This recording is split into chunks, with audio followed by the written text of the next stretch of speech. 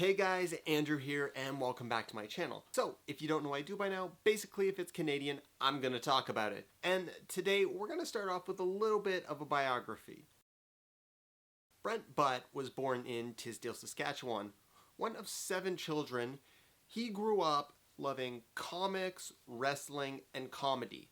The latter of which would end up being something that when he followed would launch him into a career. He would end up becoming a stand-up comedian, a writer, occasional actor, and musician. But Brent always was curious about his past. Tisdale, Saskatchewan is a small town, and there's not really much there. But he always was curious about what would have happened if he had stayed there. Well, he put pen to paper and came up with the answer in the form of Corner Gas. Corner Gas is a slice-of-life comedy that has Brent Butt playing Brent Leroy, owner of the only gas station in town. The show also follows his friend Hank, the not-so-bright, Wanda, his way-too-smart-for-this-job employee, his parents, the cantankerous Oscar, his mother Emma, police officers Karen and Davis, and Lacey, owner of the Ruby, the restaurant right next to the gas station. The way the stories go on the show is they're very slice of life, but oftentimes with situations going out of hand or becoming worse as people try and stop it. For example, when the town decides to build the biggest something, because they do not want to offend the mayor's mother, they end up with the proposal of bigging the world's biggest hoe. Or the time that Lacey wants to write for the town paper, only for her to uncover a massive conspiracy all around some graffiti on the water tower. And of course, who can forget when the whole town decided not to watch TV, and Lacey and Oscar end up running an underground TV club. The show is set in the fictional town of Dog River, Saskatchewan, which is based on Rollo, Saskatchewan, which was the shooting location. Several different elements made its way into the show. For example, they have an insurance office that also sells beer. Now, Rollo, Saskatchewan gained some major benefits from becoming a tourist destination because of this show.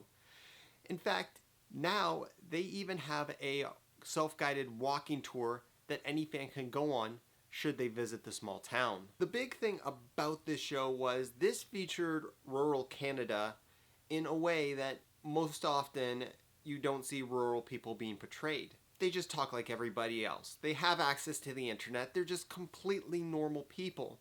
And it later set the grounds for shows like Letterkenny and others. I just don't want to get in any trouble.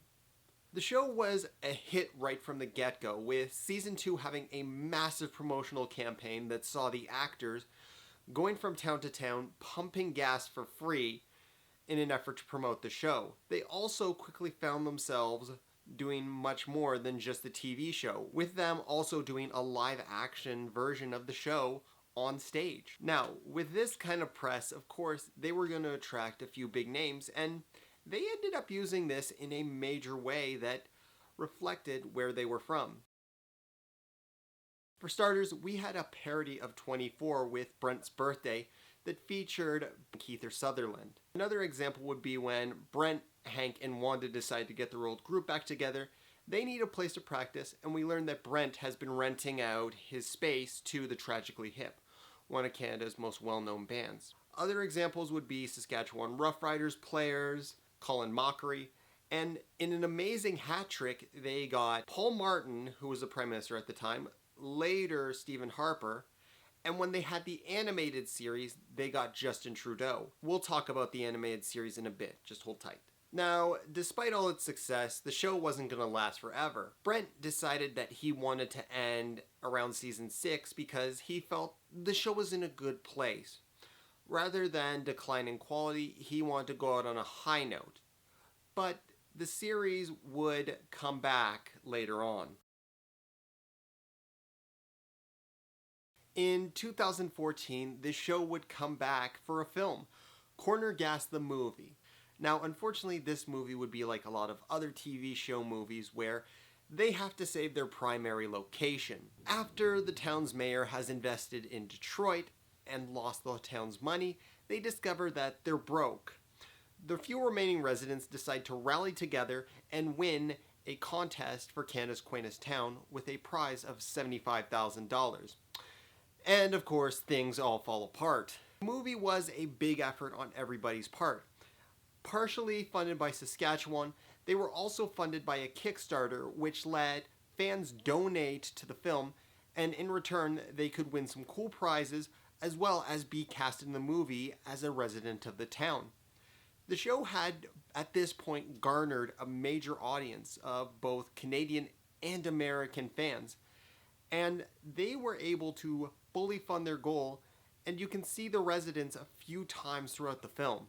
The movie would sadly also end on a down note. Aside from this being the last live-action version of Corner Gas, Janet Wright, who played Emma, would pass on a few years later. And in a way that almost stamped the end of the live-action era of Corner Gas, the original location of the gas station had to be bulldozed. As the set was constructed on a sinkhole, it was becoming more and more dangerous for people to visit. From there, the show moved on to 2D.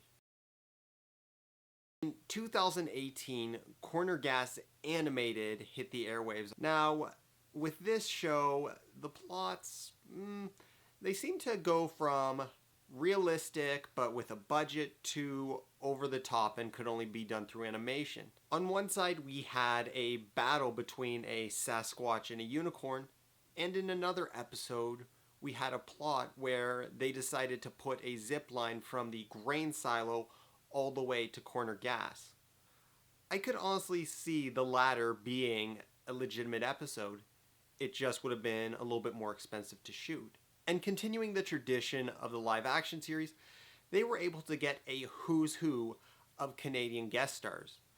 Whether that was Simu Liu, Michael J. Fox, Prime Minister Justin Trudeau, Ryan Reynolds, they did quite a good job keeping the show's spirit alive. And the show would continue on all the way up to 2021. Alright guys, that's gonna do it for me. I really hope you like this video, and I hope to see you guys more soon. Alright, so you do you, I'm gonna do me. I'm Andrew, and hey, I'll see you next time.